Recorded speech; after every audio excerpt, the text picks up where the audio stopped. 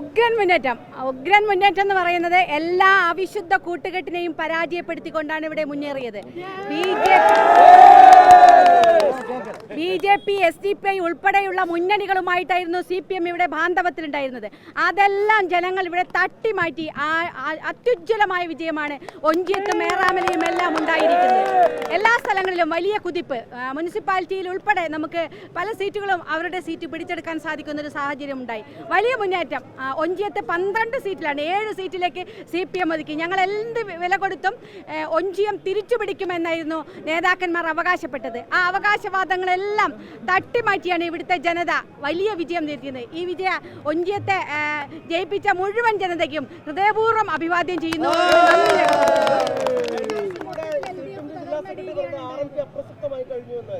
RMP ഉജ്ജ്വലമായിട്ട് പലയിടങ്ങളിലും തിരിച്ചു വരുന്ന കാഴ്ചയാണ് കാണാൻ കഴിഞ്ഞത്. അത് ഇവിടെ മാത്രമല്ല, കുന്നംകുളം, മണിയൂര്, തൃശ്ശൂര്, പാലക്കാട് ഉൾപ്പെടെയുള്ള സ്ഥലങ്ങളിൽ ഞങ്ങൾക്ക് മുന്നേറ്റം ഉണ്ടാക്കിയെടുക്കാൻ സാധിച്ചു. RMP, UDF, RMPയും ഒന്നിച്ചാണ് പല സ്ഥലങ്ങളിൽ മത്സരിച്ചത്. വലിയ മുന്നേറ്റം. കുന്നംകുളം മുനിസിപ്പാലിറ്റിയിൽ ഒഴിച്ച് ബാക്കി എല്ലാ സ്ഥലത്തും ഞങ്ങൾ ഒന്നിച്ചാണ് മത്സരിച്ചത്. കുന്നംകുളം മുനിസിപ്പാലിറ്റിയിൽ തനിച്ചാണ് മത്സരിച്ചത്. അവിടെയും 4 സീറ്റ് നേടാൻ വേണ്ടി സാധിച്ചിട്ടുണ്ട്. വലിയ മുന്നേറ്റം. കേരളത്തിലാകെ UDF തരംഗമാണ്. കാരണം ഈ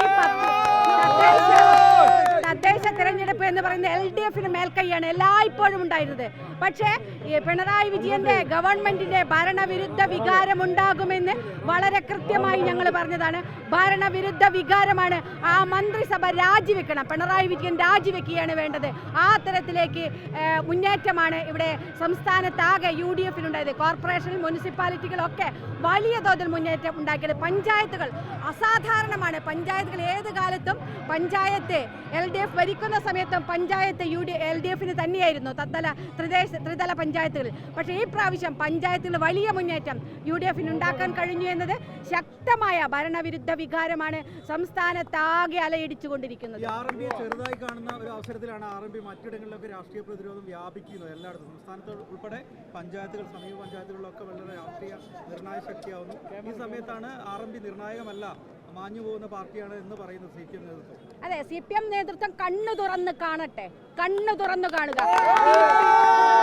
TPയുടെ ചോരയ്ക്ക് ഇപ്പോഴും മറുപടി പറഞ്ഞുകൊണ്ടിരിക്കുകയാണ് കേരളത്തിലെ ജനത. TPയുടെ ചോര ഇന്നും എവിടെയുണ്ട്? ആ ചോരയ്ക്ക് മറുപടി കണക്ക് തീർക്കുകയാണ്. CPMനുള്ള കണക്ക് തീർത്തുകൊണ്ടിരിക്കുകയാണ് കേരളത്തിലെ ജനത.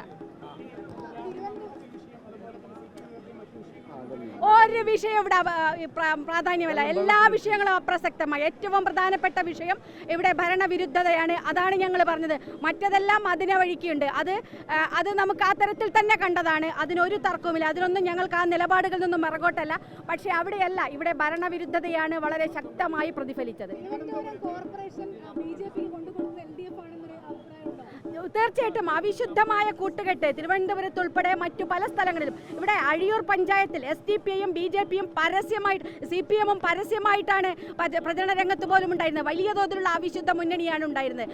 അത് പല സ്ഥലത്തും നമുക്ക് കാണാൻ സാധിക്കുകയാണ്. ഇവിടെ തലശ്ശേരിയിൽ നമ്മുടെ സ്പീക്കറുടെ മണ്ഡലത്തിൽ പോലും ആ തരത്തിലേക്ക് കാണുന്ന ഒരു സാഹചര്യം നമുക്ക് ഉണ്ടായിരുന്നില്ല. പല സ്ഥലങ്ങളിലും ഒഞ്ചിയത്ത് വ്യാപകമായിട്ടുണ്ടായിരുന്നു SDPIയുമായിട്ട് CPMന്റെ അവിശുദ്ധമായ കൂട്ടുകെട്ട്. അതിനെയൊക്കെ ജനം കൊണ്ട് തട്ടി എറിഞ്ഞിരിക്കുകയാണ്. തീർച്ചയായിട്ടും RMP ശക്തമായിട്ട് മുന്നോട്ടാണ്. ഒരു സംശയമുണ്ട്, ഞങ്ങൾ പുറകോട്ട് പോവില്ല. വലിയ തോതിൽ മുന്നോട്ട് തന്നെയാണ് പോകുന്നത്.